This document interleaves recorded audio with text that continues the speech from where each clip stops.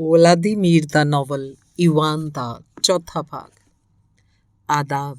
ਅਸੀਂ ਮੋਰਚੇ 'ਚ ਦਾਖਲ ਹੋਏ ਸਾਂ ਕਿ ਮੁੰਡੇ ਨੇ ਮੈਨੂੰ ਆਖਿਆ ਤੇ ਅਚਾਨਕ ਦੋਸਤਾਂ ਵਾਂਗ ਮੁਸਕਰਾ ਕੇ ਮੇਰੇ ਵੱਲ ਆਪਣਾ ਹੱਥ ਵਧਾਇਆ। ਉਹ ਟਹਿਕਿਆ ਹੋਇਆ ਤੇ ਤੰਦਰੁਸਤ ਲੱਗ ਰਿਹਾ ਸੀ ਤੇ ਉਹਦੀਆਂ ਗੱਲਾਂ ਦਗ-ਦਗ ਕਰ ਰਹੀਆਂ ਸਨ। ਕਾਤਾਸਨੋਵ ਨੇ ਉਹਦੇ ਭੇਡ ਦੀ ਖੱਲ ਦੇ ਛੋਟੇ ਕੋਟ ਉੱਤੋਂ ਕੱਖ ਕਾਣ ਝਾੜਿਆ ਤੇ ਖੋਲਨ ਨੇ ਫਿਕਰਮੰਦੀ ਨਾਲ ਪੁੱਛਿਆ, ਹੋ ਸਕਦਾ ਤੂੰ ਲੇਟ ਕੇ ਆਰਾਮ ਕਰਨਾ ਹੋਵੇ। ਹੈਂ, ਸਾਰਾ ਦਿਨ ਸੁੱਤੇ ਰਹਿਣ ਮਗਰੋਂ? ਤਾਂ ਫਿਰ ਸਾਨੂੰ ਕੋਈ ਦਿਲਚਸਪ ਜਿਹੀ ਚੀਜ਼ ਤੇ ਲੱਭ ਦੇ। ਖੋਲਨ ਨੇ ਮੈਨੂੰ ਆਖਿਆ, ਕੋਈ ਰਸਾਲਾ ਜਾਂ ਕੁਝ ਹੋਰ ਜਿਸ 'ਚ ਤਸਵੀਰਾਂ ਹੋਣ। ਕਾਤਾਸਨੋਵ ਨੇ ਮੁੰਡੇ ਦਾ ਕੋਟ ਉਤਰਵਾਇਆ ਤੇ ਮੈਂ ਸਚਿੱਤਰ ਰਸਾਲੇ ਓਗੋਨਿਓਕ ਦੇ ਲਾਲ ਸੈਨਿਕ ਦੇ ਕਈ ਅੰਕ ਮੇਜ਼ ਉੱਤੇ ਰੱਖ ਦਿੱਤੇ। ਮੁੰਡੇ ਨੇ ਕੁਝ ਰਸਾਲੇ ਪਹਿਲਾਂ ਹੀ ਵੇਖੇ ਹੋਏ ਸਨ, ਉਹਨਾਂ ਨੂੰ ਉਸਨੇ ਪਰੇ ਕਰ ਦਿੱਤਾ। ਅੱਜ ਉਹ ਪਛਾਣਿਆ ਨਹੀਂ ਸੀ ਜਾਂਦਾ। ਗੱਲਾਂ ਬਾਤਾਂ ਕਰਦਾ, ਮੁੜ-ਮੁੜ ਮੁਸਕਰਾਉਂਦਾ, ਦੋਸਤਾਨਾ ਅੰਦਾਜ਼ ਨਾਲ ਮੇਰੇ ਵੱਲ ਵੇਖਦਾ ਤੇ ਜਿਵੇਂ ਉਹ ਖੋਲਨ ਦੇ ਤੇ ਕਾਤਾਸਨੋਵ ਨੂੰ ਬੁਲਾਉਂਦਾ ਸੀ, ਮੈਨੂੰ ਵੀ ਤੂੰ ਆਖ ਕੇ ਬੁਲਾਉਂਦਾ। ਮੇਰੇ ਦਿਲ ਵਿੱਚ ਵੀ ਇਸ ਕੱਕੇ ਵਾਲੇ ਮੁੰਡੇ ਲਈ ਖਾਸ ਤੌਰ 'ਤੇ ਨਿੱਘੀਆਂ ਭਾਵਨਾਵਾਂ ਉੱਭਰ ਆਈਆਂ ਸਨ। ਮੈਨੂੰ ਯਾਦ ਆ ਗਿਆ ਕਿ ਮੇਰੇ ਕੋਲ ਮਿੱਠੀਆਂ ਗੋਲੀਆਂ ਦਾ ਇੱਕ ਡੱਬਾ ਪਿਆ ਸੀ। ਮੈਂ ਉਹ ਡੱਬਾ ਕੱਢ ਕੇ ਉਹਦੇ ਅੱਗੇ ਰੱਖ ਦਿੱਤਾ। ਮੈਂ ਉਹਨੂੰ ਕੜੇ ਹੋਏ ਦੁੱਧ ਦਾ ਬਣਿਆ ਦਹੀਂ ਦਿੱਤਾ ਜਿਸ ਉੱਤੇ ਚਾਕਲੇਟ ਰੰਗ ਦੀ ਮਲਾਈ ਸੀ ਤੇ ਉਹਦੇ ਕੋਲ ਬਹਿ ਗਿਆ ਤੇ ਅਸੀਂ ਰਲ ਕੇ ਰਸਾਲੇ ਵੇਖਣ ਲੱਗ ਪਏ। ਇੰਨੇ ਨੂੰ ਖੋਲਨ ਤੇ ਕਾਤਾਸਨੋਵ ਨੇ ਕਾਰ ਵਿੱਚੋਂ ਮੇਰਾ ਜਾਣਿਆ ਪਛਾਣਿਆ ਜਰਮਨ ਸੂਟਕੇਸ, ਕੇਪ 'ਚ ਬੰਨੀ ਹੋਈ ਇੱਕ ਵੱਡੀ ਸਾਰੀ ਗੰਢੜੀ, 2 ਟਾਮੀ ਗੰਨਾਂ ਤੇ ਇੱਕ ਪਲਾਈਵੁੱਡ ਦਾ ਛੋਟਾ ਜਿਹਾ ਸੂਟਕੇਸ ਕੱਢ ਲਿਆਂਦਾ। ਉਹਨਾਂ ਨੇ ਗੰਢੜੀ ਨੂੰ ਧੱਕ ਕੇ ਫੱਟੇ ਹੇਠਾਂ ਕਰ ਦਿੱਤਾ ਤੇ ਸਾਡੇ ਪਿੱਛੇ ਬਹਿ ਕੇ ਗੱਲਾਂ ਕਰਨ ਲੱਗ ਪਏ। ਮੈਂ ਸੁਣਿਆ ਕਿ ਖੋਲਨ ਹੌਲੀ ਜਿਹੀ ਆਵਾਜ਼ ਵਿੱਚ ਕਾਤਾਸਨੋਵ ਨੂੰ ਕਹਿ ਰਿਹਾ ਸੀ, ਤੂੰ ਸੁਣ ਤਾਂ ਸਹੀ ਕਿਵੇਂ ਫਰਲ ਜਰਮਨ ਬੋਲਦਾ, ਜਿਵੇਂ ਜਰਮਨ ਸੈਨਿਕ ਹੋਵੇ। ਪਿਛਲੀ ਬਸੰਤ ਵਿੱਚ ਮੈਂ ਉਸ ਕੋਲੋਂ ਦੁਭਾਸ਼ੀਏ ਦਾ ਕੰਮ ਲੈਣਾ ਚਾਹੁੰਦਾ ਸੀ ਤੇ ਇਸ ਵੇਲੇ ਉਹ ਬਟਾਲੀਅਨ ਦਾ ਕਮਾਂਡਰ ਹੈ। ਪ੍ਰਤੱਖ ਤੌਰ 'ਤੇ ਉਹ ਮੇਰੀ ਗੱਲ ਕਰ ਰਹੇ ਸਨ। ਉਹਦੀ ਗੱਲ ਸੱਚ ਸੀ। ਖੋਲਨ ਤੇ ਲੈਫਟੀਨੈਂਟ ਕਰਨਲ ਗਰਿਆਜ਼ਨੋਵ ਨੇ ਮੈਨੂੰ ਡਿਵੀਜ਼ਨ ਦੇ ਕਮਾਂਡਰ ਦੇ ਹੁਕਮ ਨਾਲ ਇੱਕ ਵਾਰ ਕੁਝ ਕੈਦੀਆਂ ਦੀ ਪੁੱਛ ਪੜਤਾਲ ਕਰਦਿਆਂ ਸੁਣ ਕੇ ਮੈਨੂੰ ਪ੍ਰੇਰਨ ਦੀ ਕੋਸ਼ਿਸ਼ ਕੀਤੀ ਸੀ ਕਿ ਮੈਂ ਦੁਭਾਸ਼ੀਆ ਬਣ ਕੇ ਖੁਫੀਆ ਮਹਿਕਮੇ 'ਚ ਚਲਾ ਜਾਵਾਂ। ਮੈਂ ਇਨਕਾਰ ਕਰ ਦਿੱਤਾ ਸੀ ਤੇ ਮੈਨੂੰ ਇਸ ਗੱਲ ਦਾ ਕੋਈ ਅਫਸੋਸ ਨਹੀਂ। ਮੈਂ ਖੁਫੀਆ ਮਹਿਕਮੇ 'ਚ ਬੜੀ ਖੁਸ਼ੀ ਨਾਲ ਚਲਾ ਜਾਂਦਾ, ਪਰ ਦੁਭਾਸ਼ੀਆ ਬਣ ਕੇ ਨਹੀਂ। ਕਾਤਾਸਨੋਵ ਨੇ ਅੰਗੀਠੀ ਨੂੰ ਫਰੋਲਿਆ ਤੇ ਹੌਲੀ ਜਿਹੀ ਕਿਹਾ, ਰਾਤ ਬੜੀ ਸੁਹਾਵਣੀ ਹੈ। ਉਹ ਤੇ ਖੋਲਨ ਮੱਧਮ ਆਵਾਜ਼ਾਂ 'ਚ ਕਰਨ ਗੋਚਰੇ ਕੰਮਾਂ ਬਾਰੇ ਗੱਲਬਾਤ ਕਰ ਰਹੇ ਸਨ ਤੇ ਮੈਨੂੰ ਪਤਾ ਲੱਗਾ ਕਿ ਉਹ ਕਿਸੇ ਹਮਲੇ ਦੀ ਯੋਜਨਾ ਨਹੀਂ ਸੀ ਬਣਾ ਰਹੇ। ਮੈਨੂੰ ਸਪਸ਼ਟ ਹੋ ਗਿਆ ਕਿ ਮੁੰਡਾ ਦੁਸ਼ਮਣ ਦੀਆਂ ਸਫ ਬੰਦੀਆਂ ਦੇ ਪਿੱਛੇ ਜਾਣ ਵਾਲਾ ਸੀ ਤੇ ਖੋਲਨ ਤੇ ਕਾਤਾਸਨੋਵ ਨੇ ਉਹਨੂੰ ਉਸ ਰਾਤ ਦਨੀ ਪਰ ਪਾਰ ਕਰਾਉਣਾ ਸੀ। ਇਸ ਮਤਲਬ ਵਾਸਤੇ ਉਹ ਆਪਣੇ ਨਾਲ ਇੱਕ ਸ਼ਤੁਰਮੋਵਕਾ ਫੂਕ ਭਰਿਆ ਫੁੱਲਣ ਵਾਲੀ ਨਿੱਕੀ ਜਿਹੀ ਬੇੜੀ ਲੈ ਕੇ ਆਏ ਸਨ, ਪਰ ਕਾਤਾਸਨੋਵ ਖੋਲਨ ਨੂੰ ਇਹ ਮਨਾਉਣ ਦੀ ਕੋਸ਼ਿਸ਼ ਕਰ ਰਿਹਾ ਸੀ ਕਿ ਮੇਰੀ ਬਟਾਲੀਅਨ ਕੋਲੋਂ ਇੱਕ ਪੱਧਰੇ ਥੱਲੇ ਵਾਲੀ ਬੇੜੀ ਲੈ ਲਈ ਜਾਵੇ। ਇਹ ਡੋਂਗੀਆਂ ਬੜੀਆਂ ਆਰਾਮਦੇਹ ਹਨ, ਉਹਨੇ ਆਖਿਆ ਸੀ। ਪਤਾ ਲੱਗ ਗਿਆ ਸ਼ੈਤਾਨਾਂ ਨੂੰ। ਬਟਾਲੀਅਨ ਕੋਲ ਪੱਧਰੇ ਥੱਲੇ ਵਾਲੀਆਂ 5 ਮੱਛੀਆਂ ਫੜਨ ਵਾਲੀਆਂ ਬੇੜੀਆਂ ਸਨ।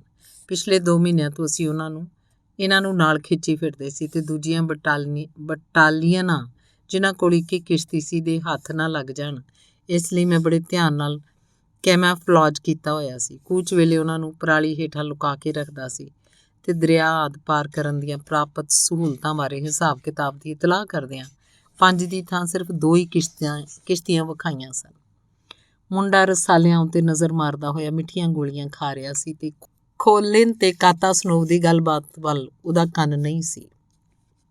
ਉਹਨੇ ਇੱਕ ਰਸਾਲਾ ਵੱਖ ਕਰ ਲਿਆ ਜਿਸ ਵਿੱਚ ਜਸੂਸਾਂ ਬਾਰੇ ਇੱਕ ਕਹਾਣੀ ਸੀ। ਇਹਨੂੰ ਮੈਂ ਪੜ੍ਹਾਂਗਾ, ਉਹਨੇ ਆਖਿਆ। ਸੁਣ ਖਾਂ, ਤੇਰੇ ਕੋਲ ਗ੍ਰਾਮੋਫੋਨ ਨਹੀਂ ਹੈ, ਪਰ ਉਹਦੀ ਕਮਾਨੀ ਟੁੱਟ ਗਈ ਹੈ। ਬੜੀ ਮੁਥਾਜੀ ਦੀ ਜ਼ਿੰਦਗੀ ਹੈ ਤੁਸਾਂ ਲੋਕਾਂ ਦੀ, ਉਹਨੇ ਕਿਹਾ ਤੇ ਅਚਾਨਕ ਪੁੱਛਿਆ, ਤੂੰ ਆਪਣੇ ਕੰਨ ਹਿਲਾ ਸਕਦਾ? ਕੰਨ? ਨਹੀਂ, ਮੈਂ ਨਹੀਂ ਹਿਲਾ ਸਕਦਾ। ਮੈਂ ਮੁਸਕਰਾ ਕੇ ਆਖਿਆ, ਕਿਉਂ? ਖੋਲਨ ਹਿਲਾ ਸਕਦਾ, ਉਹਨੇ ਜੇਤੂਆਂ ਵਾਂਗ ਆਖਿਆ। ਉਹਨੇ ਪਿੱਛੇ ਮੁੜ ਕੇ ਆਖਿਆ, ਖੋਲਨ ਚੱਲ ਸਾਨੂੰ ਕੰਨ ਹਿਲਾ ਕੇ ਵਿਖਾ। ਜ਼ਰੂਰ। ਖੋਲਨ ਚਾਈਂ ਦੌੜ ਕੇ ਆਇਆ, ਸਾਡੇ ਸਾਹਮਣੇ ਖੜਾ ਹੋ ਗਿਆ ਤੇ ਆਪਣੇ ਕੰਨ ਹਿਲਾਉਣ ਲੱਗ ਪਿਆ। ਇੰਜ ਕਰਦਿਆਂ ਉਹਦਾ ਚਿਹਰਾ ਬਿਲਕੁਲ ਨਹੀਂ ਸੀ ਹਿੱਲਿਆ। ਮੁੰਡੇ ਨੇ ਖੁਸ਼ੀ ਭਰੇ ਵਿਜਯੀ ਅੰਦਾਜ਼ ਨਾਲ ਮੇਰੇ ਵੱਲ ਵੇਖਿਆ। ਤੂੰ ਫਿਕਰ ਨਾ ਕਰ ਇਸ ਗੱਲ ਦਾ, ਖੋਲਨ ਨੇ ਮੈਨੂੰ ਕਿਹਾ। ਮੈਂ ਤੈਨੂੰ ਕੰਨ ਹਿਲਾਉਣਾ ਸਿਖਾ ਦੇਵਾਂਗਾ। ਚੱਲ ਆ ਹੁਣ, ਸਾਨੂੰ ਆਪਣੀਆਂ ਕਿਸ਼ਤੀਆਂ ਵਿਖਾ। ਤੁਸੀਂ ਮੈਨੂੰ ਨਾਲ ਲੈ ਚੱਲੋਗੇ? ਮੈਂ ਅਚਾਨਕ ਹੀ ਤਤਕਾ ਪੁੱਛ ਲਿਆ। ਕਿੱਥੇ ਲੈ ਚੱਲਾਂਗੇ? ਪਰਲੇ ਕੰਢੇ। ਵੇਖੋ ਸੂ, ਖੋਲਨ ਨੇ ਮੇਰੇ ਵੱਲ ਅੰਗੂਠਾ ਹਿਲਾਉਂਦਿਆਂ ਆਖਿਆ। ਤੂੰ ਪਾਰਲੇ ਕੰਢੇ ਕਿਸ ਵਾਸਤੇ ਜਾਣਾ? ਤੇ ਫਿਰ ਮੈਨੂੰ ਘੋਖਦੀਆਂ ਨਜ਼ਰਾਂ ਨਾਲ ਵੇਖਦਿਆਂ ਪੁੱਛਿਆ, ਤਰਨਾ ਆਉਂਦਾ ਈ? ਤਰ ਵੀ ਸਕਦਾ ਤੇ ਬੇੜੀ ਵੀ ਚਲਾ ਸਕਦਾ। ਕਿਸ ਤਰ੍ਹਾਂ ਤਰਦਾ ਹੈ? ਹੋਟਾਂ ਵੱਲ? ਖੜੇ ਦਾ? ਖੋਲੇ ਨੇ ਭਾਵਹੀਨ ਚਿਹਰੇ ਨਾਲ ਪੁੱਛਿਆ। ਮੇਰਾ ਖਿਆਲ ਏ ਉਨਾ ਹੀ ਚੰਗਾ ਜਿੰਨਾ ਤੂੰ ਤਰ ਸਕਦਾ ਹੈ। ਠੋਸ ਗੱਲ ਦੱਸ, ਦਰੀ ਪਰ ਪਾਰ ਕਰ ਸਕਦਾ ਹੈ? 5 ਵਾਰੀ, ਮੈਂ ਜਵਾਬ ਦਿੱਤਾ। ਤੇ ਇਹ ਗੱਲ ਠੀਕ ਸੀ ਜੇ ਇਹਨੂੰ ਧਿਆਨ 'ਚ ਰੱਖਿਆ ਜਾਵੇ ਕਿ ਗਰਮੀਆਂ 'ਚ ਹਲਕੇ ਫੁਲਕੇ ਕੱਪੜੇ ਪਾ ਕੇ ਤਰਨ ਦੀ ਗੱਲ ਮੇਰੇ ਮਨ 'ਚ ਸੀ। ਮੈਂ 5 ਵਾਰ ਪਾਰ ਜਾ ਕੇ ਤਰਦਾ ਵਾਪਸ ਆ ਸਕਦਾ। ਕਮਾਲ ਦਾ ਬੰਦਾ ਹੈ, ਖੋਲੇ ਨੇ ਆਖਿਆ ਤੇ ਅਚਾਨਕ ਠਾਕੇ ਮਾਰ ਕੇ ਹੱਸਣ ਲੱਗ ਪਿਆ। ਫਿਰ ਉਹ ਤਿੰਨੇ ਹੱਸਣ ਲੱਗ ਪਏ। ਕਹਿਣਾ ਚਾਹੀਦਾ ਹੈ ਕਿ ਖੋਲੇ ਤੇ ਮੁੰਡਾ ਹੱਸ ਰਹੇ ਸਨ ਤੇ ਕਾਤਾ ਸਨੋਵ ਸੰਗਦਾ ਮੁਸਕਰਾ ਰਿਹਾ ਸੀ। ਅਚਾਨਕ ਹੀ ਖੋਲੇ ਗੰਭੀਰ ਹੋ ਗਿਆ। ਤੈਨੂੰ ਰਾਈਫਲ ਚਲਾਉਣੀ ਵੀ ਆਉਂਦੀ ਹੈ? ਉਹਨੇ ਆਖਿਆ। ਦਫਾ ਹੋ ਤੂੰ, ਮੈਂ ਗੁੱਸੇ 'ਚ ਆ ਕੇ ਆਖਿਆ। ਮੈਂ ਜਾਣਦਾ ਸਾਂ ਕਿ ਇਸ ਸਵਾਲ 'ਚ ਕੋਈ ਚਾਲ ਹੈ। ਵੇਖੋ ਤਾਂ ਸਹੀ, ਖੋਲੇ ਨੇ ਮੇਰੇ ਵੱਲ ਇਸ਼ਾਰਾ ਕਰਦਿਆਂ ਆਖਿਆ। ਆਪਣੇ ਆਪ ਉੱਤੇ ਕੋਈ ਕਾਬੂ ਨਹੀਂ, ਪਰੇਸ਼ਾਨ ਤੇ ਘਬਰਾਇਆ ਹੋਇਆ ਹੈ ਤੇ ਚਾਹੁੰਦਾ ਹੈ ਕਿ ਅਸੀਂ ਇਹਨੂੰ ਪਰਲੇ ਕੰਢੇ ਲੈ ਚਲੀਏ। ਨਹੀਂ ਜਵਾਨਾ, ਤੇਰੇ ਨਾਲ ਵੱਜਣਾ ਠੀਕ ਨਹੀਂ। ਤੇ ਫਿਰ ਮੈਂ ਕਿਸ਼ਤੀ ਨਹੀਂ ਦੇਣੀ। ਕਿਸ਼ਤੀ ਅਸੀਂ ਆਪੇ ਲੈ ਜਾਵਾਂਗੇ, ਸਾਡੇ ਹੱਥ ਨਹੀਂ। ਜੇ ਲੋੜ ਪਈ ਤਾਂ ਮੈਂ ਡਿਵੀਜ਼ਨ ਦੇ ਕਮਾਂਡਰ ਨੂੰ ਫੋਨ ਖੜਕਾ ਦੇਵਾਂਗਾ ਤੇ ਕਿਸ਼ਤੀ ਨੂੰ ਤੂੰ ਆਪ ਚੁੱਕ ਕੇ ਦਰਿਆ ਉੱਤੇ ਲੈ ਆਏਂਗਾ। ਛੱਡੋ ਇਸ ਗੱਲ ਨੂੰ। ਮੁੰਡੇ ਨੇ ਸੁਲ੍ਹਾ ਸਫਾਈ ਦੇ ਅੰਦਾਜ਼ ਨਾਲ ਦਖਲ ਦਿੱਤਾ। ਦੇ ਦੇਗਾ ਉਹ ਕਿਸ਼ਤੀ? ਦੇ ਦੇਂਗਾ ਨਾ? ਉਹਨੇ ਮੇਰੇ ਨਾਲ ਨਜ਼ਰਾਂ ਮਿਲਾਉਂਦਿਆਂ ਆਖਿਆ। ਮੇਰਾ ਖਿਆਲ ਹੈ ਦੇਣੀ ਪਏਗੀ, ਮੈਂ ਬਨੌਟੀ ਮੁਸਕਾਨ ਨਾਲ ਆਖਿਆ। ਚੱਲ ਫਿਰ ਵੇਖੀਏ ਚੱਲ ਕੇ। ਖੋਲੇ ਨੇ ਮੇਰੀ ਕਮੀਜ਼ ਦੀ ਬਾਂਹ ਫੜਦਿਆਂ ਆਖਿਆ। ਤੂੰ ਇੱਥੇ ਠਹਿਰ, ਉਹਨੇ ਮੁੰਡੇ ਨੂੰ ਆਖਿਆ, ਪਰ ਖੇਡਦਾ ਨਾ ਫਿਰੀ, ਆਰਾਮ ਕਰ। ਕਾਂਤਾ ਸਨੋਵ ਨੇ ਪਲਾਈਵੁੱਡ ਦਾ ਸੂਟਕੇਸ ਇੱਕ ਸਟੂਲ ਉੱਤੇ ਰੱਖਿਆ, ਉਹਨੂੰ ਖੋਲ੍ਹਿਆ। ਇਸ 'ਚ ਕਈ ਤਰ੍ਹਾਂ ਦੇ ਸੰਦ, ਡੱਬੇ, ਪਾਟੇ ਪੁਰਾਣੇ ਕੱਪੜੇ, ਮੋਟੀ ਸਣ ਤੇ ਪੱਟੀਆਂ ਪਈਆਂ ਸਨ।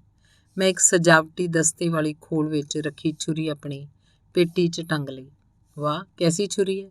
ਮੁੰਡਾ ਬੋਲ ਉੱਠਿਆ। ਉਹਦੀਆਂ ਅੱਖਾਂ ਵਿੱਚ ਪ੍ਰਸ਼ੰਸਾ ਦੀ ਚਮਕ ਸੀ। ਵਿਖਾਈ ਮੈਨੂੰ। ਮੈਂ ਛੁਰੀ ਉਹਨੂੰ ਦੇ ਦਿੱਤੀ। ਉਹਨੇ ਪੁੱਠੀ ਸਿੱਧੀ ਕਰਕੇ ਵੇਖੀ ਤੇ ਆਖਿਆ, ਗੱਲ ਸੁਣ, ਇਹ ਮੈਨੂੰ ਦੇ ਖਾਂ। ਮੈਂ ਤੈਨੂੰ ਦੇ ਦਿੰਦਾ, ਪਰ ਵੇਖੇ ਨਾ, ਇਹ ਕਿਸੇ ਦੀ ਨਿਸ਼ਾਨੀ ਹੈ। ਮੈਂ ਉਸ ਨਾਲ ਛਲ ਨਹੀਂ ਸੀ ਕਰ ਰਿਹਾ। ਇਹ ਛੁਰੀ ਸੱਚਮੁੱਚ ਹੀ ਮੇਰੇ ਇੱਕ ਜਿਗਰੀ ਦੋਸਤ ਕੋਨਸਤਾਂਤਿਨ ਖੋਲੋਦੋਵ ਨੇ ਮੈਨੂੰ ਸੁਗਾਤ ਦਿੱਤੀ ਸੀ। ਆਪਣੀ ਨਿਸ਼ਾਨੀ। ਕੋਸਤੀਆ ਤੇ ਮੈਂ 3ਜੀ ਜਮਾਤ ਤੋਂ ਸਕੂਲ 'ਚ ਇੱਕੋ ਡੈਸਕ ਉੱਤੇ ਬਹਿੰਦੇ ਰਹੇ ਸਾਂ। ਇਕੱਠੇ ਭਰਤੀ ਹੋਏ ਸਾਂ। ਇੱਕੋ ਹੀ ਸੈਨਿਕ ਸਕੂਲ ਵਿੱਚੋਂ ਅਸੀਂ ਸਿਖਲਾਈ ਲਈ ਸੀ ਤੇ ਪਹਿਲਾਂ ਇੱਕੋ ਡਿਵੀਜ਼ਨ ਵਿੱਚ ਤੇ ਮਗਰੋਂ ਇੱਕ ਰੈਜੀਮੈਂਟ ਵਿੱਚ ਇਕੱਠੇ ਲੜੇ ਸਾਂ। ਸਤੰਬਰ ਦੀ ਉਸ ਸਵੇਰ ਨੂੰ ਸੂਰਜ ਚੜ੍ਹਦੇ ਨਾਲ ਮੈਂ ਦੇਸਨਾ ਦੇ ਕੰਢੇ ਦੀਆਂ ਖੰਦਕਾਂ 'ਚ ਮੌਜੂਦ ਸਾਂ। ਮੈਂ ਵੇਖਿਆ ਕਿਵੇਂ ਕੋਸਤੀਆ ਆਪਣੀ ਕੰਪਨੀ ਨੂੰ ਨਾਲ ਲੈ ਕੇ ਸੱਜੇ ਕੰਢੇ ਵੱਲ ਦਰਿਆ ਪਾਰ ਕਰਨ ਲੱਗ ਪਿਆ ਸੀ। ਦਰਿਆ ਪਾਰ ਕਰਨ ਵਾਲੀ ਸਾਡੀ ਡਿਵੀਜ਼ਨ ਦੀ ਇਹ ਪਹਿਲੀ ਕੰਪਨੀ ਸੀ। ਗੇਲੀਆਂ, ਵੰਝਾਂ ਤੇ ਢੋਲਾਂ ਦੇ ਬਣਾਏ ਹੋਏ ਤੁੱਲੇ ਅੱਧਾ ਦਰਿਆ ਪਾਰ ਕਰ ਚੁੱਕੇ ਸਨ ਜਦੋਂ ਜਰਮਨਾਂ ਨੇ ਪੱਤਨ ਵੱਲ ਤੋਪਾਂ ਤੇ ਮਾਰਟਰਾਂ ਦੇ ਗੋਲੇ ਦਾਗਣੇ ਸ਼ੁਰੂ ਕਰ ਦਿੱਤੇ। ਕੋਸਤੀਆ ਦੇ ਤੁੱਲੇ ਉੱਤੇ ਹਵਾ ਵਿੱਚ ਪਾਣੀ ਦਾ ਇੱਕ ਚਿੱਟਾ ਫੁਹਾਰਾ ਫੁੱਟ ਨਿਕਲਿਆ। ਉਹ ਤੋਂ ਮਗਰੋਂ ਕੀ ਹੋਇਆ ਮੈਂ ਨਹੀਂ ਵੇਖਿਆ। ਟੈਲੀਫੋਨ ਵਾਲੇ ਦੇ ਹੱਥ ਵਿੱਚ ਚੋਂਗਾ ਘਰੜ ਘਰੜ ਕਰਨ ਲੱਗਾ। ਗਲਤ ਸੇਵ ਅੱਗੇ ਵੱਧ। ਮੈਂ ਛਾਲ ਮਾਰ ਕੇ ਖੰਦਕ ਦਾ ਬੰਨਾ ਟੱਪ ਗਿਆ। ਨਾਲ ਹੀ ਮੇਰੀ ਕੰਪਨੀ ਕੋਈ 100 ਆਦਮੀ ਦੇ ਤੇ ਪਾਣੀ ਦੇ ਕਿਨਾਰੇ ਵੱਲ ਦੌੜ ਪਿਆ, ਜਿਸ ਥਾਂ ਉਸੇ ਤਰ੍ਹਾਂ ਦੇ ਤੁੱਲੇ ਉਡੀਕ 'ਚ ਖੜੇ ਸਨ। ਅੱਧੇ ਘੰਟੇ ਦੇ ਅੰਦਰ ਅੰਦਰ ਹੀ ਸੱਜੇ ਕੰਢੇ ਉੱਤੇ ਸਾਡੀ ਦੂ-ਬਦੂ ਲੜਾਈ ਹੋ ਰਹੀ ਸੀ। ਅਜੇ ਮੈਂ ਇਸ ਗੱਲ ਦਾ ਨਿਰਣਾ ਨਹੀਂ ਸੀ ਕੀਤਾ ਕਿ ਮੈਂ ਇਸ ਛੁਰੀ ਦਾ ਕੀ ਕਰਾਂਗਾ। ਇਹਨੂੰ ਆਪਣੇ ਕੋਲ ਰੱਖਾਂਗਾ ਜਾਂ ਮਾਸਕੋ ਪਰਤਣ ਮਗਰੋਂ ਅਰਬਾਤ ਦੀ ਚੁੱਪ ਗਲੀ 'ਚ ਜਾਵਾਂਗਾ ਤੇ ਇਹਨੂੰ ਕੋਸਤੀਆ ਦੇ ਘਰ ਵਾਲਿਆਂ ਨੂੰ ਦੇ ਦੇਵਾਂਗਾ, ਉਹਨਾਂ ਦੇ ਪੁੱਤਰ ਦੀ ਇੱਕ ਯਾਦਗਾਰ। ਮੈਂ ਤੈਨੂੰ ਦੂਸਰੀ ਦੇ ਦੇਵਾਂਗਾ, ਮੈਂ ਮੁੰਡੇ ਨਾਲ ਵਾਅਦਾ ਕੀਤਾ। ਨਹੀਂ, ਮੈਨੂੰ ਇਹੋ ਚਾਹੀਦੀ ਹੈ। ਉਹਨੇ ਮੇਰੀਆਂ ਅੱਖਾਂ 'ਚ ਝਾਕਦਿਆਂ ਖਪਤੀ ਅੰਦਾਜ਼ 'ਚ ਆਖਿਆ, ਇਹ ਮੈਨੂੰ ਦੇ ਦੇ। ਐਡਾ ਕੰਜੂਸ ਨਾ ਬਣ ਗਲਤ ਸੇਵ, ਖੋਲੇ ਨੇ ਨਾਰਾਜ਼ ਹੋ ਕੇ ਆਖਿਆ। ਉਹ ਕੱਪੜੇ ਪਾ ਕੇ ਮੇਰੀ ਤੇ ਕਾਤਾ ਸਨੋਵ ਦੀ ਉਡੀਕ 'ਚ ਖੜਾ ਸੀ। ਕਿਰਸੀ ਨਾ ਬਣ, ਮੈਂ ਤੈਨੂੰ ਦੂਜੀ ਦੇ ਦੇਵਾਂਗਾ, ਬਿਲਕੁਲ ਇਸੇ ਤਰ੍ਹਾਂ ਦੀ। ਮੈਂ ਮੁੰਡੇ ਨੂੰ ਆਖਿਆ, ਤੈਨੂੰ ਇਸ ਤਰ੍ਹਾਂ ਦੀ ਛੁਰੀ ਮਿਲ ਜਾਏਗੀ। ਕਾਤਾ ਸਨੋਵ ਨੇ ਛੁਰੀ ਨੂੰ ਵੇਖ ਪੜਤਾਲ ਕੇ ਆਖਿਆ, ਮੈਂ ਦੇਵਾਂਗਾ ਤੈਨੂੰ, ਮੈਂ ਦੇ ਦੇਵਾਂਗਾ, ਮੇਰੀ ਗੱਲ ਉੱਤੇ ਯਕੀਨ ਕਰ। ਮੈਂ ਮੁੰਡੇ ਨੂੰ ਵਿਸ਼ਵਾਸ ਦਿਵਾਇਆ। ਇਹ ਸੁਗਾਤ ਹੈ, ਸਮਝਦਾ, ਇੱਕ ਨਿਸ਼ਾਨੀ। ਠੀਕ ਹੈ, ਮੁੰਡੇ ਨੇ ਮੱਛਰਦਿਆਂ ਆਖਿਆ। ਹਾਲੇ ਰਹਿਣ ਦੇ ਮੇਰੇ ਕੋਲ, ਮੈਂ ਖੇਡਾਂਗਾ ਇਸ ਨਾਲ। ਛੁਰੀ ਰਹਿਣ ਦੇ ਇਹਦੇ ਕੋਲ ਤੇ ਮੇਰੇ ਨਾਲ ਚੱਲ, ਖੋਲੇ ਨੇ ਕਾਹਲੇ ਪੈਂਦਿਆਂ ਆਖਿਆ। ਮੈਂ ਤੁਹਾਡੇ ਨਾਲ ਕਿਉਂ ਜਾਵਾਂ? ਕਿਸ ਖੁਸ਼ੀ ਵਿੱਚ? ਆਪਣੀ ਰੂੰਦਾਰ ਜੈਕਟ ਤੇ ਬਟਨ ਬੰਦ ਕਰਦਿਆਂ ਮੈਂ ਦਲੀਲੀ ਬਹਿ ਕੇ ਆਖਿਆ, ਤੁਸੀਂ ਮੈਨੂੰ ਆਪਣੇ ਨਾਲ ਪਾਰ ਲਿਜਾ ਨਹੀਂ ਰਹੇ ਤੇ ਬੇੜੀਆਂ ਕਿੱਥੇ ਨੇ? ਇਹ ਤੁਹਾਨੂੰ ਮੇਰੇ ਬਗੈਰ ਹੀ ਪਤਾ। ਚੱਲ ਚੱਲ, ਖੋਲੇ ਨੇ ਮੈਨੂੰ ਅਗਾਂਹ ਧੱਕਿਆ। ਲੈ ਚੱਲਾਂਗਾ ਮੈਂ ਆਪਣੇ ਨਾਲ ਤੈਨੂੰ, ਪਰ ਅੱਜ ਨਹੀਂ। ਅਸੀਂ ਤਿੰਨੇ ਬਾਹਰ ਆਏ, ਝਾੜੀਆਂ ਦੇ ਵਿੱਚੋਂ ਦੀ ਸੱਜੀ ਬਾਹੀ ਵੱਲ ਤੁਰ ਪਏ। ਬਾਰਿਸ਼ ਹੋ ਰਹੀ ਸੀ, ਠੰਡੀ ਠੰਡੀ ਮਹੀਨ, ਕਿਣਮਿਣ ਕਿਣਮਿਣ। ਬੱਦਲ ਘਿਰੇ ਹੋਏ ਸਨ ਤੇ ਹਨੇਰਾ ਸੀ, ਕੋਈ ਵੀ ਤਾਰਾ ਨਜ਼ਰ ਨਹੀਂ ਸੀ ਆਉਂਦਾ। ਕਾਤਾ ਸਨੋਵ ਸੂਟਕੇਸ ਚੁੱਕੀ ਸਾਡੇ ਅੱਗੇ ਅੱਗੇ ਸਰਕਦਾ ਜਾਂਦਾ ਸੀ।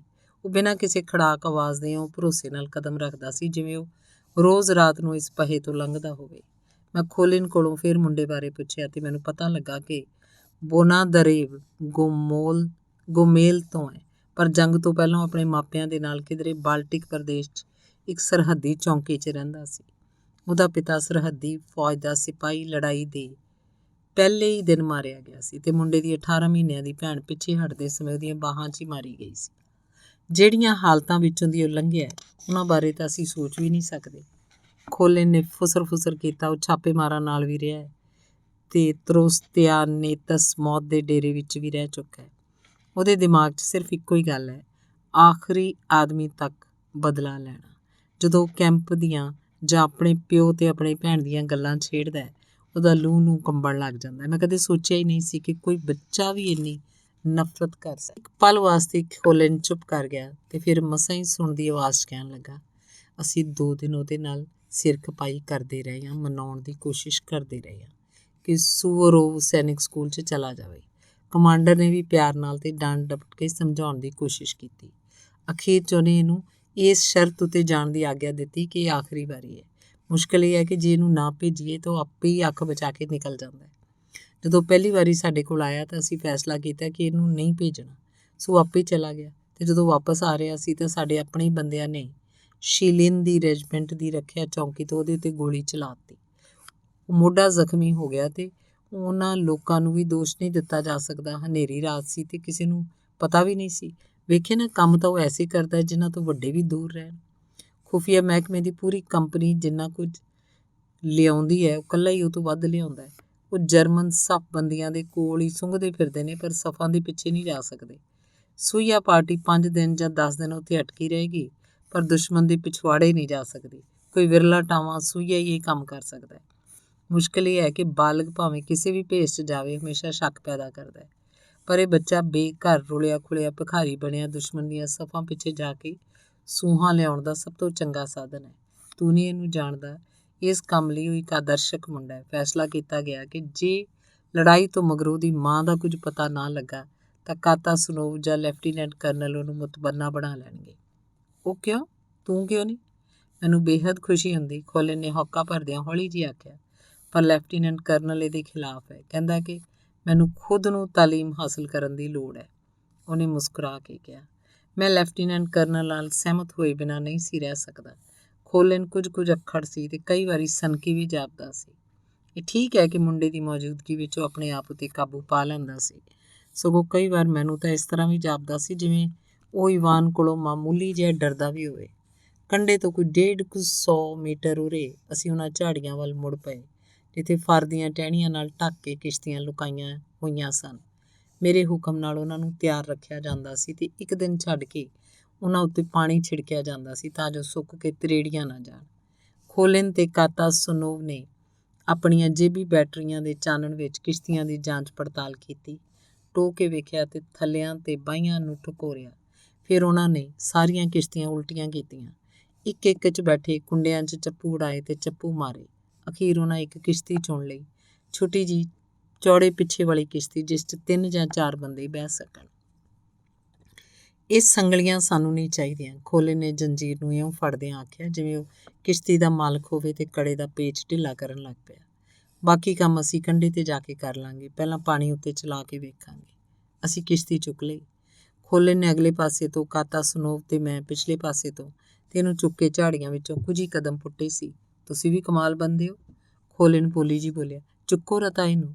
ਉਹਨੇ ਕਿਸ਼ਤੀ ਪਿੱਠ ਉੱਤੇ ਚੁੱਕ ਲਈ, ਥੱਲੇ ਨੂੰ ਹੇਠਾਂ ਕਰਕੇ ਸਿਰ ਉੱਤੋਂ ਦੀ ਬਾਹਾਂ ਉਲਾਰ ਕੇ ਕਿਸ਼ਤੀ ਦੇ ਅਗਲੇ ਹਿੱਸੇ ਨੂੰ ਘੁੱਟ ਕੇ ਫੜ ਲਿਆ ਤੇ ਕਾਤਾ ਸਨੋਵ ਦੇ ਮਗਰ ਕੰਢੇ ਵੱਲ ਤੁਰ ਪਿਆ। ਕੰਢੇ ਕੋਲ ਆ ਕੇ ਮੈਂ ਉਹਨਾਂ ਤੋਂ ਅੱਗੇ ਲੰਘ ਗਿਆ ਤਾਂ ਜੋ ਸਰਹੱਦੀ ਚੌਂਕੀ ਨੂੰ ਖਬਰਦਾਰ ਕਰ ਦੇਵਾਂ। ਉਹਨਾਂ ਨੂੰ ਮੇਰੀ ਲੋੜ ਵੀ ਇਸੇ ਕਰਕੇ ਹੀ ਸੀ। ਖੋਲਿਨ ਕਿਸ਼ਤੀ ਨੂੰ ਚੁੱਕੀ ਹੌਲੀ ਪਾਣੀ ਦੇ ਕੰਢੇ ਪਹੁੰਚ ਕੇ ਖੜਾ ਹੋ ਗਿਆ, ਬੜੀ ਸਾਵਧਾਨੀ ਨਾਲ ਤਾਂ ਜੋ ਕੋਈ ਖੜਾਕ ਨਾ ਹੋਵੇ। ਅਸੀਂ ਕਿਸ਼ਤੀ ਪਾਣੀ 'ਚ ਟਿਕਾ ਦਿੱਤੀ। ਬੈਠੋ। ਅਸੀਂ ਬਹਿ ਗਏ। ਖੋਲਿਨ ਨੇ ਹੁਜਕਾ ਮਾਰਿਆ ਤੇ ਜਦੋਂ ਕਿਸ਼ਤੀ ਕੰਢੇ ਤੋਂ ਸਰਕ ਪਈ ਤਾਂ ਛਾਲ ਮਾਰ ਕੇ ਬਹਿ ਗਿਆ। ਕਾਤਾ ਸਨੋਵ ਚੱਪੂ ਮਾਰਨ ਲੱਗਾ ਤੇ ਇੱਕ ਚੱਪੂ ਨਾਲ ਗਾਂਹ ਖਿੱਚਦਾ, ਦੂਜੇ ਨਾਲ ਪਿੱਛੋਂ ਧੱਕਦਾ ਤੇ ਕਿਸ਼ਤੀ ਹੁਲਾਰੇ ਖਾਂਦੀ ਕੰਢੇ ਤੋਂ ਪਰੇ ਹਟਣ ਲੱਗੀ। ਫਿਰ ਖੋਲਿਨ ਤੇ ਕਾਤਾ ਸਨੋਵ ਨੇ ਜਿਵੇਂ ਉਹ ਇਹਨੂੰ ਉਲਟਾਉਣ ਲਈ ਤੁਲ ਪਏ ਹੋਣ, ਆਪਣੇ ਭਾਰ ਪਹਿਲਾਂ ਇੱਕ ਪਾਸੇ ਫਿਰ ਦੂਜੇ ਪਾਸੇ ਇਉਂ ਸੁੱਟਿਆ ਕਿ ਕਿਸ਼ਤੀ ਪਾਣੀ ਨਾਲ ਤਕਰੀਬਨ ਭਰੀ ਗਈ ਸੀ। ਇਹ ਤੋਂ ਮਗਰੋਂ ਸਾਵੇਂ ਹੋ ਕੇ ਬਹਿ ਗਏ ਤੇ ਇਹਦੇ ਥੱਲੇ ਤੇ ਬਾਹੀਆਂ ਨੂੰ ਢੋਹ ਢਾਹ ਕੇ ਤੇ ਠਕੋਰ ਕੇ ਵੇਖਿਆ। ਬੜੀ ਚੰਗੀ ਹੈ, ਕਾਤਾਸਨੋਵ ਨੇ ਪ੍ਰਸ਼ੰਸਾ ਕਰਦਿਆਂ ਹੌਲੀ ਜਿਹੀ ਆਖਿਆ। ਸਰ ਜਾਏਗਾ, ਖੋਲਨ ਨੇ ਸਹਿਮਤ ਹੁੰਦਿਆਂ ਕਿਹਾ। ਇਹ ਬੰਦਾ ਕਿਸ਼ਤੀਆਂ ਮੁੱਛਣ 'ਚ ਬੜਾ ਮਾਹਰ ਹੈ, ਨਕਾਰਾ ਨਿਕੰਮੀਆਂ ਨਹੀਂ ਇਹ ਰੱਖਦਾ। ਸੱਚ ਦੱਸ, ਗਾਲਤਸੇਵ ਕਿੰਨੇ ਕੁ ਕਿਸ਼ਤੀ ਮਾਲਕਾਂ ਨੂੰ ਲੁੱਟੇ?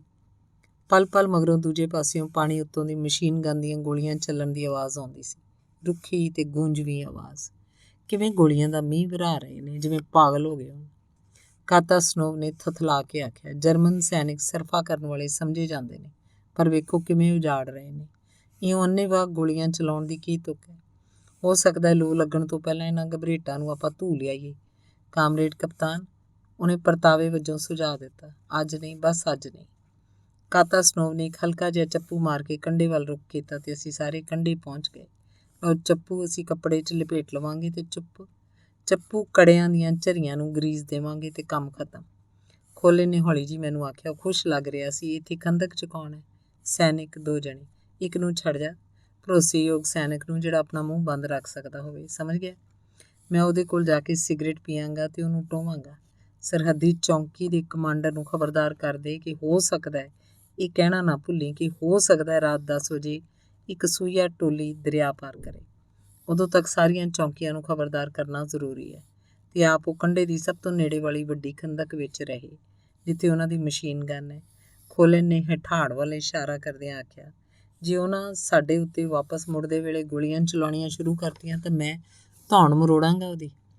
ਇਹ ਕਿਸ ਨੇ, ਕਿਉਂ, ਕਾਹਦੇ ਲਈ ਕੀਤਾ, ਮੈਂ ਇੱਕ ਲਫ਼ਜ਼ ਨਹੀਂ ਸੁਣਨਾ। ਯਾਦ ਰੱਖ, ਇਵਾਨ ਬਾਰੇ ਸਿਰਫ ਤੈਨੂੰ ਹੀ ਪਤਾ ਹੈ।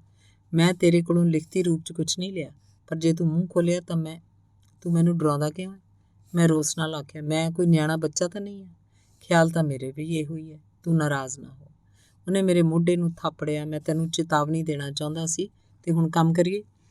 ਕਾਤਾਸਨੋਵ ਪਹਿਲਾਂ ਹੀ ਚੱਪੂ ਕੜਿਆਂ ਨੂੰ ਗਰੀਸ ਦੇ ਰਿਹਾ ਸੀ। ਖੋਲਨ ਕਿਸ਼ਤੀ ਕੋਲ ਜਾ ਕੇ ਕੰਮ ਲੱਗ ਪਿਆ। ਮੈਂ 1 ਮਿੰਟ ਉੱਥੇ ਖੜਾ ਰਿਹਾ ਤੇ ਫਿਰ ਕੰਢੇ ਲਹਿੰਦੇ ਵੱਲ ਤੁਰ ਪਿਆ। ਥੋੜ੍ਹੀ ਦੂਰ ਜਾ ਕੇ ਮੈਨੂੰ ਸਰਹੱਦੀ ਚੌਂਕੀ ਦੀ ਪਲਟਨ ਦਾ ਕਮਾਂਡਰ ਮਿਲ ਪਿਆ। ਉਹ ਚੌਂਕੀਆਂ ਦੀ ਪੜਤਾਲ ਕਰਦਾ ਹੋਇਆ ਖੰਦਕਾਂ ਦਾ ਚੱਕਰ ਲਾ ਰਿਹਾ ਸੀ। ਜੋ ਕੁਝ ਮੈਨੂੰ ਖੋਲਨ ਨੇ ਆਖਿਆ ਉਹਦੇ ਮੁਤਾਬਕ ਉਹਨੂੰ ਹਦਾਇਤ ਦਿੱਤੀ ਤੇ ਬਟਾਲੀਅਨ ਦੇ ਹੈੱਡਕੁਆਰਟਰ ਚਲਾ ਗਿਆ। ਉੱਥੇ ਮੈਂ ਕੁਝ ਹੁਕਮ ਸੁਣਾਏ ਤੇ ਕੁਝ ਕਾਗਜ਼ਾਂ ਉੱਤੇ ਦਸਤਖਤ ਕੀਤੇ ਤੇ ਫਿਰ ਆਪਣੇ ਮੋਰਚੇ ਵੱਲ ਮੁੜ ਪਿਆ। ਮੁੰਡਾ ਇਕੱਲਾ ਸੀ। ਉਹ ਲੋਹਾ ਲਾਖਾ ਹੋਇਆ, ਉਹ ਜੋਸ਼ 'ਚ ਆਇਆ ਹੋਇਆ ਸੀ। ਛੁਰੀ ਉਹਦੇ ਹੱਥਾਂ 'ਚ ਸੀ ਤੇ ਮੇਰੀ ਦੂਰਬੀਨ ਉਹਨੇ ਆਪਣੇ ਗਲ 'ਚ ਲਟਕਾਈ ਸੀ। ਉਹਦੇ ਚਿਹਰੇ 'ਤੇ ਦੋਸ਼ੀਆਂ ਵਾਲਾ ਭਾਵ ਸੀ। ਮੋਰਚੇ ਅੰਦਰ ਸਭ ਕੁਝ ਉਲਟ ਪੁਲਟ ਹੋਇਆ ਪਿਆ ਸੀ। ਮੇਜ਼ ਮੁੱਧਾ ਕੀਤਾ ਹੋਇਆ ਤੇ ਉਹਨੂੰ ਕੰਬਲ ਨਾਲ ਢਕਿਆ ਹੋਇਆ ਸੀ ਤੇ ਸਟੂਲ ਦੀਆਂ ਲੱਤਾਂ ਫੱਟੇ ਦੇ ਹੇਠੋਂ ਬਾਹਰ ਨਿਕਲੀਆਂ ਹੋਈਆਂ ਸਨ। ਸੁਣ, ਤੂੰ ਗੁੱਸੇ ਨਾ ਹੋ, ਮੁੰਡੇ ਨੇ ਮੇਰਾ ਤਰਲਾ ਲਿਆ। ਮੈਂ ਐਵੇਂ ਕਸਮ ਨਾਲ, ਬਸ ਐਵੇਂ। ਤੇ ਫਿਰ ਮੈਂ ਵੇਖਿਆ ਫਰਸ਼ ਦੇ ਫੱਟਿਆਂ ਉੱਤੇ ਜਿਹੜੇ ਅੱਜ ਸਵੇਰੇ ਕੂਚ ਕੇ ਲਿਸ਼ਕਾਏ ਗਏ ਸਨ, ਸਿਆਹੀ ਦਾ ਵੱਡਾ ਸਾਰਾ ਦਾਗ ਪਿਆ ਹੋਇਆ ਸੀ। ਤੂੰ ਮੇਰੇ ਨਾਲ ਗੁੱਸੇ ਤਾਂ ਨਹੀਂ? ਉਹਨੇ ਮੇਰੀਆਂ ਨਜ਼ਰਾਂ ਨਾਲ ਨਜ਼ਰਾਂ ਮਿਲਾ ਕੇ ਆਖਿਆ। ਬਿਲਕੁਲ ਨਹੀਂ, ਮੈਂ ਜਵਾਬ ਦਿੱਤਾ। ਭਾਵੇਂ ਮੋਰਚੇ ਵਿੱਚ ਸਭ ਕੁਝ ਉਲਟ ਪੁਲਟ ਤੇ ਫਰਸ਼ ਉੱਤੇ ਦਾਗ ਵੇਖ ਕੇ ਮੈਂ ਬਹੁਤ ਔਖਾ ਹੋਇਆ ਸੀ। ਮੈਂ ਕੁਝ ਬੋਲੇ ਬਗੈਰ ਸਾਰੀਆਂ ਚੀਜ਼ਾਂ ਥਾਂ ਥਾਈਂ ਕੀਤੀਆਂ। ਮੁੰਡਾ ਮੇਰਾ ਹੱਥ ਵਟਾਉਂਦਾ ਰਿਹਾ। ਉਹਨੇ ਦਾਗ ਵੱਲ ਵੇਖਿਆ ਤੇ ਆਖਿਆ, ਥੋੜ੍ਹਾ ਜਿਹਾ ਗਰਮ ਪਾਣੀ ਚਾਹੀਦਾ, ਪਾਣੀ ਤੇ ਸਾਬਣ, ਮੈਂ ਇਸ ਦਾਗ ਨੂੰ ਸਾਫ਼ ਕਰ ਦਿੰਦਾ। ਕੋਈ ਲੋੜ ਨਹੀਂ, ਤੇਰੇ ਬਗੈਰ ਹੀ ਹੋ ਜਾਊ। ਮੈਨੂੰ ਭੁੱਖ ਲੱਗੀ ਹੋਈ ਸੀ ਤੇ ਮੈਂ ਫੋਨ ਉੱਤੇ 6 ਜਣਿਆਂ ਵਾਸਤੇ ਖਾਣਾ ਲਿਆਉਣ ਦਾ ਹੁਕਮ ਕੀਤਾ। ਮੈਂ ਮਹਿਸੂਸ ਕਰਦਾ ਸਾਂ ਕਿ ਖੋਲਨ ਤੇ ਕਾਤਾਸਨੋਵ ਨੂੰ ਵੀ ਬੇੜੀ ਨਾਲ ਟੱਕਰਾਂ ਮਾਰਨ ਤੋਂ ਮਗਰੋਂ ਉਨੀ ਭੁੱਖ ਲੱਗੀ ਹੋਏਗੀ ਜਿੰਨੀ ਮੈਨੂੰ ਲੱਗੀ ਸੀ। ਜਸੂਸਾਂ ਬਾਰੇ ਕਹਾਣੀ ਵਾਲੇ ਰਸਾਲੇ ਨੂੰ ਵੇਖ ਕੇ ਮੈਂ ਮੁੰਡੇ ਨੂੰ ਪੁੱਛਿਆ, ਕਿਉਂ, ਪੜ੍ਹ ਲਈ? ਹਾਂ। ਲੂੰ ਕੰਡੇ ਖੜੇ ਕਰਨ ਵਾਲੀ ਹੈ, ਪਰ ਸੱਚੀ ਗੱਲ ਇਹ ਹੈ ਕਿ ਇਸ ਤਰ੍ਹਾਂ ਹੁੰਦਾ ਨਹੀਂ। ਅੱਖ ਪਲਕਾਰੇ 'ਚ ਸਭ ਕੁਝ ਹੋ ਜਾਂਦਾ ਹੈ, ਪਰ ਬਾਅਦ 'ਚ ਮੁੰਡਿਆਂ ਨੂੰ ਤਮਗੇ ਮਿਲਦੇ ਨੇ। ਤੈਨੂੰ ਤਮਗਾ ਕਾਹਦੇ ਵਾਸਤੇ ਮਿਲਿਆ ਸੀ? ਮੈਂ ਪੁੱਛਿਆ। ਉਦੋਂ ਮੈਂ ਛਾਪੇ ਮਾਰਾਂ ਨਾਲ ਹੁੰਦਾ ਸੀ। ਤੂੰ ਛਾਪੇ ਮਾਰ ਸੀ? ਮੈਂ ਐਵੇਂ ਹੈਰਾਨ ਹੋ ਕੇ ਪੁੱਛਿਆ ਜਿਵੇਂ ਇਹ ਗੱਲ ਮੈਂ ਪਹਿਲੀ ਵਾਰੀ ਸੁਣੀ ਹੋਵੇ। ਫਿਰ ਆ ਕਿਉਂ ਗਿਆ? ਅਸੀਂ ਜੰਗਲ 'ਚ ਘੇਰੇ ਗਏ ਸੀ ਤੇ ਮੈਨੂੰ ਇੱਕ ਹਵਾਈ ਜਹਾਜ਼ 'ਚ ਉਡਾ ਲਿਆਂਦਾ, ਬੋਰਡਿੰਗ ਸਕੂਲ 'ਚ ਭੇਜ ਦਿੱਤਾ, ਪਰ ਮੈਂ ਥੋੜ੍ਹੇ ਦਿਨਾਂ ਮਗਰੋਂ 9-2-11 ਹੋ ਗਿਆ। 9-2-11 ਹੋ ਗਿਆ? ਹਾਂ, ਬੜੀ ਬੁਰੀ ਹਾਲਤ ਸੀ। ਮੈਂ ਹੋਰ ਬਰਦਾਸ਼ਤ ਨਹੀਂ ਸੀ ਕਰ ਸਕਦਾ। ਵਿਹਲੇ ਬੈਠਿਆਂ ਚੰਗਾ ਚੋਖਾ ਖਾਣਾ, ਸਿਰਫ ਇਹ ਰੱਟਾ ਲਾਈ ਜਾਣਾ, ਮੱਛੀਆਂ ਕੰਗਰੋੜ ਵਾਲੇ ਦਰਿਆਈ ਜਨੌਰ ਹੁੰਦੀਆਂ ਨੇ, ਜਾਂ ਇਹ ਕਿ ਆਦਮੀ ਦੀ ਜ਼ਿੰਦਗੀ 'ਚ ਬੂਟੇ ਖਾਣ ਵਾਲੇ ਜਾਨਵਰਾਂ ਦੀ ਕੀ ਥਾਂ ਹੈ। ਇਹਨਾਂ ਗੱਲਾਂ ਦਾ ਵੀ ਪਤਾ ਹੋਣਾ ਚਾਹੀਦਾ, ਪਰ ਹਾਲੇ ਮੈਨੂੰ ਇਹਦੀ ਕੀ ਲੋੜ ਹੈ, ਕੀ ਫਾਇਦਾ? ਮਹੀਨਾ ਕੁ ਬਰਦਾਸ਼ਤ ਕੀਤਾ। ਰਾਤ ਨੂੰ ਲੰਮਾ ਪਿਆ ਸੋਚਦਾ ਰਹਿੰਦਾ, ਮੈਂ ਇੱਥੇ ਕੀ ਕਰ ਰਿਹਾ, ਕਿਉਂ ਆ? ਤੇ ਬੋਰਡਿੰਗ ਸਕੂਲ ਕੋਈ ਖਾਸ ਗੱਲ ਨਹੀਂ, ਮੈਂ ਸਹਿਮਤ ਸੀ। ਤੈਨੂੰ ਲੋੜ ਹੈ ਦੂਜੇ ਸਕੂਲ ਦੀ, ਸੁਵਰੋਵ ਸਕੂਲ ਦੀ। ਕਾਸ਼ ਤੂੰ ਉੱਥੇ ਚਲਾ ਜਾਵੇਂ। ਖੋਲੇ ਨੇ ਪੜ੍ਹਾ ਦਿੱਤੀ ਹੈ ਨਾ ਤੈਨੂੰ ਇਹ ਗੱਲ? ਮੁੰਡੇ ਨੇ ਸ਼ੱਕੀ ਨਜ਼ਰਾਂ ਨਾਲ ਮੇਰੇ ਵੱਲ ਵੇਖ ਕੇ ਜਲਦੀ ਨਾਲ ਪੁੱਛਿਆ। ਖੋਲਣ ਦਾ ਇਹਦੇ ਨਾਲ ਕੀ ਮਤਲਬ? ਮੈਂ ਖੁਦ ਇਸ ਤਰ੍ਹਾਂ ਸੋਚਦਾ ਤਾਂ ਤੂੰ ਲੜਾਈ 'ਚ ਆਪਣਾ ਹਿੱਸਾ ਪਾ ਲਿਆ, ਛਾਪੇ ਮਾਰਾਂ ਨਾਲ ਤੇ ਸੂਈਆਂ ਨਾਲ ਤੂੰ ਨਾਮਣਾ ਖੱਟ ਲਿਆ। ਹੁਣ ਤੈਨੂੰ ਚਾਹੀਦਾ ਆਰਾਮ ਕਰੇ ਤੇ ਸਿਖਾਈ ਪੜ੍ਹਾਈ ਕਰੇ। ਤੈਨੂੰ ਪਤਾ ਹੈ ਤੂੰ ਕਿੱਡਾ ਵਧੀਆ ਅਫਸਰ ਬਣੇਗਾ। ਇਹ ਤੈਨੂੰ ਖੋਲਣ ਨੇ ਪੜ੍ਹਾਇਆ, ਮੁੰਡੇ ਨੇ ਯਕੀਨ ਨਾਲ ਫੇਰ ਆਖਿਆ। ਪਰ ਬੇਫਾਇਦਾ, ਅਫਸਰ ਬਣਨ ਵਾਸਤੇ ਬੜਾ ਵਕਤ ਪਿਆ। ਇਸ ਵੇਲੇ ਲੜਾਈ ਹੋ ਰਹੀ ਹੈ, ਆਰਾਮ ਤਾਂ ਕੋਈ ਨਿਕੰਮਾ ਆਦਮੀ ਕਰ ਸਕਦਾ। ਇਹ ਠੀਕ ਹੈ, ਪਰ ਤੂੰ ਹਾਲੇ ਬੱਚਾ ਹੈ। ਬੱਚਾ? ਤੂੰ ਕਦੇ ਮੌਤ ਦੇ ਕੈਂਪ 'ਚ ਗਿਆ?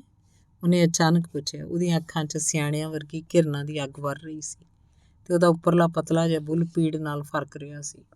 ਇਹ ਤੂੰ ਮੈਨੂੰ ਕੀ ਸਿਖਾ ਰਿਹਾ? ਉਹ ਜੋਸ਼ 'ਚ ਆ ਕੇ ਕੜਕਿਆ। ਤੈਨੂੰ ਕੁਛ ਨਹੀਂ ਪਤਾ। ਆਪਣੇ ਕੋਲ ਹੀ ਰੱਖ ਆਪਣੀ ਮੱਤ। ਕੁਝ ਚਿਰ ਬਾਅਦ ਖੋਲਣ ਅੰਦਰ ਆਇਆ। ਉਹਨੇ ਪਲਾਈਵੁੱਡ ਦਾ ਛੋਟਾ ਜਿਹਾ ਸੂਟਕੇਸ ਧੱਕ ਕੇ ਫੱਟੇ ਦੇ ਹੇਠਾਂ ਕਰ ਦਿੱਤਾ ਤੇ ਸਟੂਲ ਉੱਤੇ ਬੈਠ ਕੇ ਬੜੇ ਚਾਅ ਨਾਲ ਸਿਗਰਟ ਦੇ ਲੰਮੇ ਲੰਮੇ ਸੂਟੇ ਮਾਰਨ ਲੱਗਾ। ਹਰ ਵਕਤ ਸਿਗਰਟ, ਮੁੰਡੇ ਨੇ ਨਾਪਸੰਦੀ ਨਾਲ ਆਖਿਆ।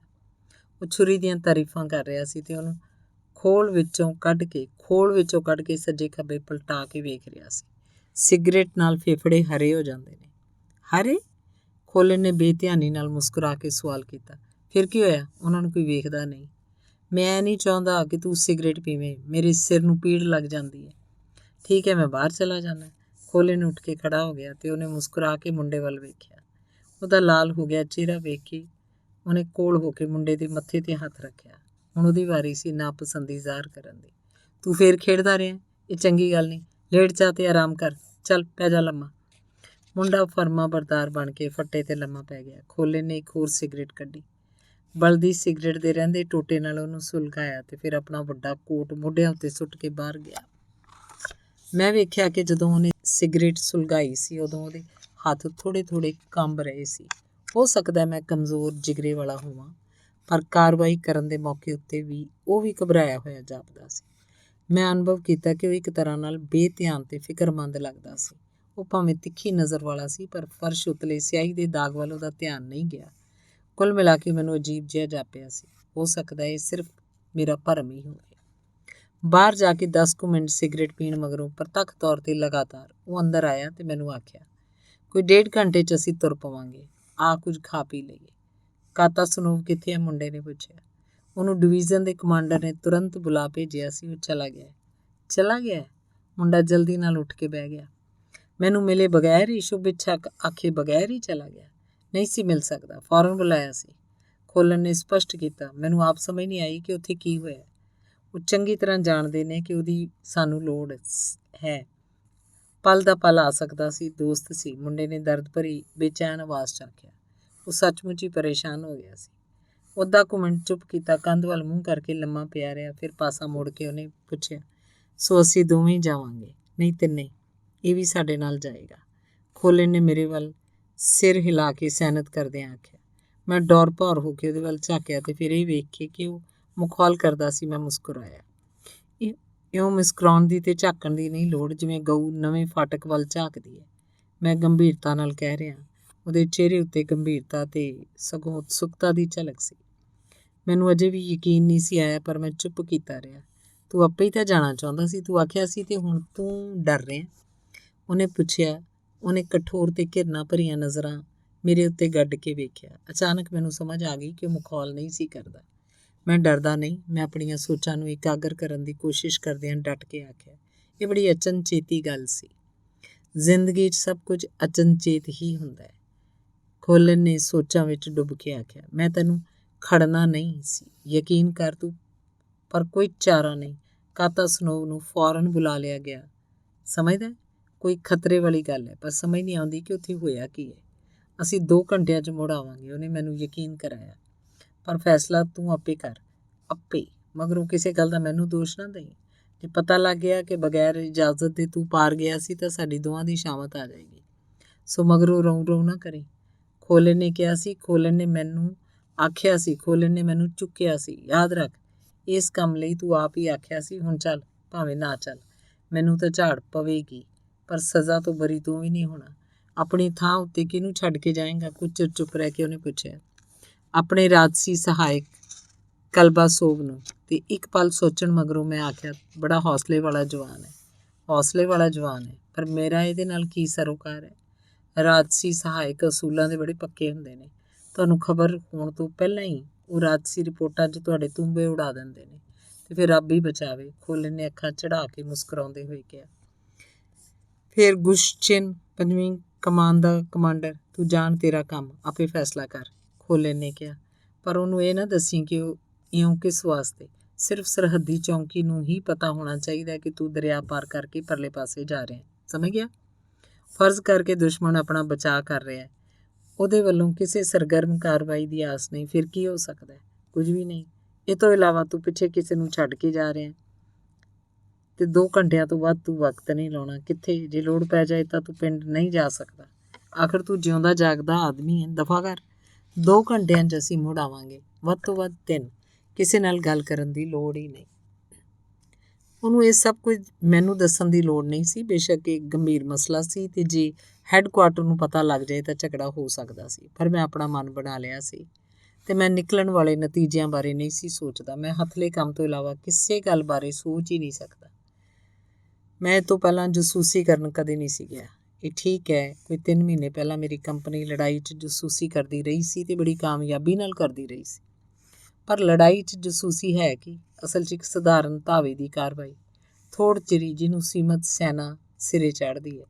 ਮੈਂ ਕਦੇ ਜਸੂਸੀ ਕਰਨ ਨਹੀਂ ਸੀ ਗਿਆ ਤੇ ਕੁਦਰਤੀ ਇਸ ਖਿਆਲ ਨੇ ਮੇਰੇ ਅੰਦਰ ਬੜੀ ਉਤਸੁਕਤਾ ਜਗਾਈ ਹੋਈ ਸੀ। ਧੰਨਵਾਦ।